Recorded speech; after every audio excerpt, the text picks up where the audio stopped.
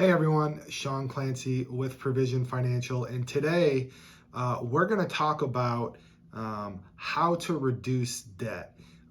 It's after Christmas, and a lot of times we start getting those bills in the mail, and we're like, yep, we spent a lot of money at Christmas. And so here are some tips on how to reduce debt. Number one, know what you're spending, right?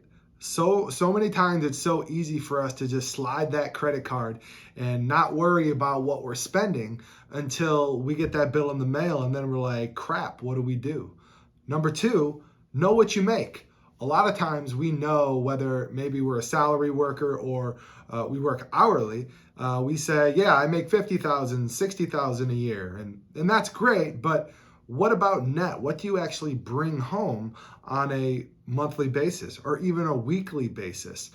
Knowing those two principles are so important when we want to reduce debt, because we can then come to what we call discretionary income.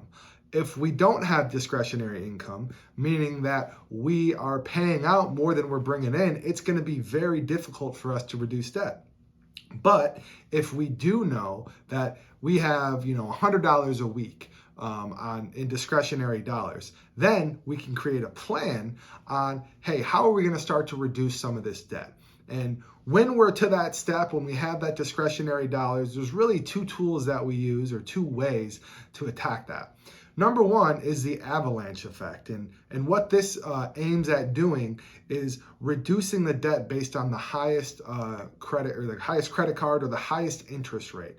Okay, so if we have a credit card that's holding a balance and it has 20% interest rate, maybe that's the one we want to attack first, and we go down from there.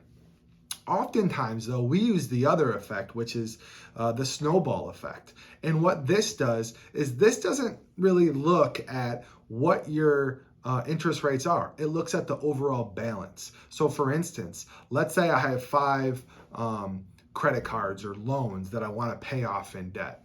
I'm going to take the smallest one, okay, and I'm going to look to pay that one off first. All right, so I'm going to make minimum payments on those other 4 in my example, okay?